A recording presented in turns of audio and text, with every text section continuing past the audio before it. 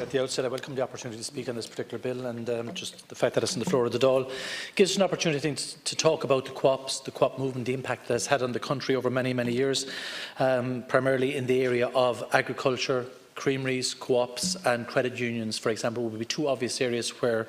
they are very much part and parcel of fabric of commercial life in Ireland over the years. So from that perspective, I think anything that would incentivise the cooperative mindset and encourage people and individuals to come collectively together to address deficiencies in their local community, deficiencies in terms of services, or just starting up a concept is something that I would encourage and welcome. So from that perspective, the actual trust of the bill itself is welcome. Of course, there has been a broader consultation process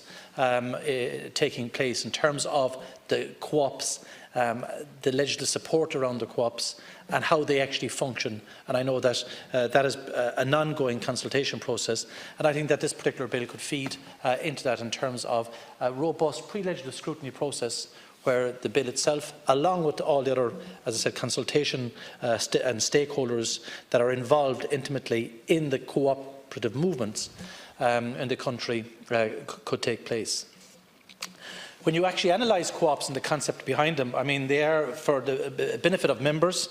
for the participation of members and membership loyalty. They're the three cornerstones of a cooperative movement. So from that perspective, they have had and served this country, I think, exceptionally well. You could argue that there should have been more of a proliferation of co-ops in other areas, but primarily in the agricultural area, and as I said, in the credit union and the credit area, there has been quite a number of successes. Some of the largest Irish companies internationally now, Kerry Group, for example, would have spawned from the cooperative movement in West Kerry. So, you know, they have created huge companies out of the cooperative concept. And that's something that you know, we should always encourage, is that co-ops would continue to be run in an entity or in a way that's beneficial to the members, but at the same time advancing the concept of entrepreneurship and enterprise itself, that they don't stagnate, that they continually reinvest in themselves, that they're not just there to serve the present membership of a cooperative movement, but they're there for the future development of the co-op itself and the services for the years ahead. And that sometimes has been the failing of the cooperative movement, to be innovative beyond the original concept that they were established for. And that is an area I think that we should try and encourage in the context of the debate around the cooperative movement. Now, reference has been made to the Nordic countries, the Scandinavian countries, Germany and others in the Baltic areas, where there has been a strong concept and history and tradition of co-ops and the cooperative concept. And there is no doubt it is something that, as I said, has benefited countries and economies over many, many years. And I believe that there is a role for us to play in developing services, in certain areas of the economy. Reference has been made, for example, to the concept of alternative energies. You could argue the whole area around biomass, biodigesters, alternative energy sources, that there may be opportunities there for the coming together of communities and individuals into a collective partnership under a cooperative type concept that would provide benefits both in terms of the energy but also the accrual of benefits from that into the broader community where these particular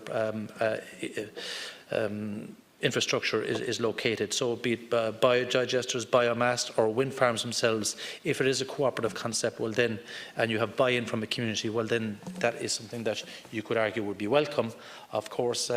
if it's for the benefit of the members and participation of the members and loyalty to the members and from the members, well then that concept of cooperation and cooperative it would be very much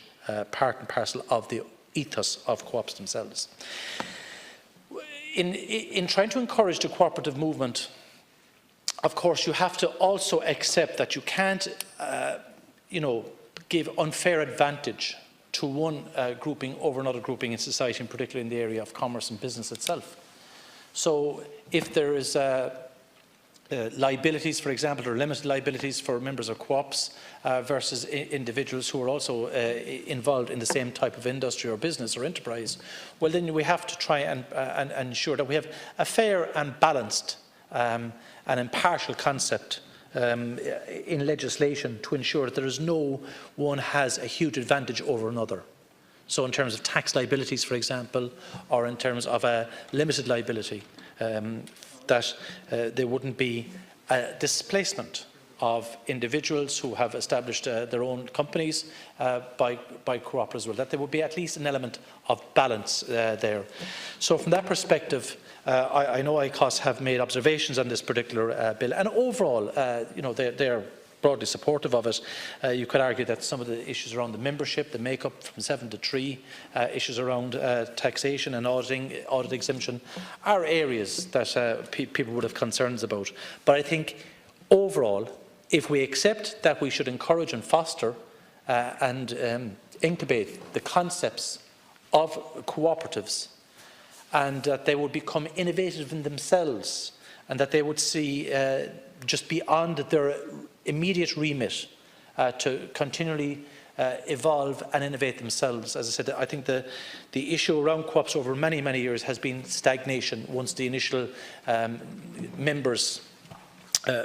fell away, very few of them were able to continually to evolve and be creative.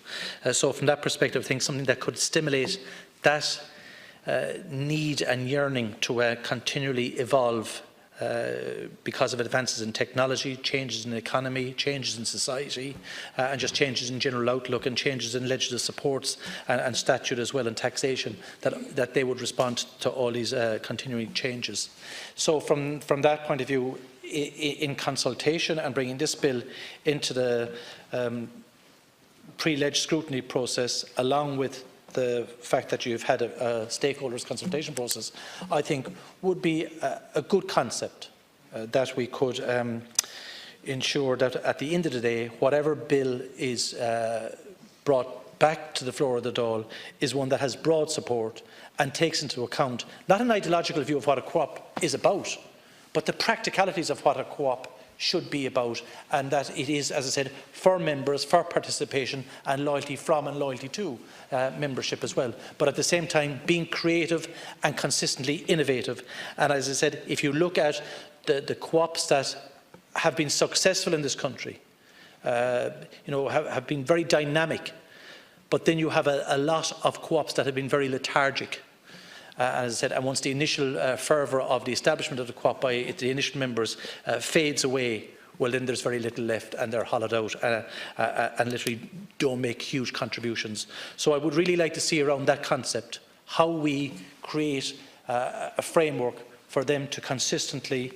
innovate. And that would require imagination in the whole area of taxation and incentivisation through the taxation codes, primarily for co-ops. So again, I see potential. As I said, we had those successes in the original creameries established long ago, the credit union movement, for example, and now in the whole area of alternative wind energies. I genuinely believe that there is opportunity there, where the coming together of individuals in a community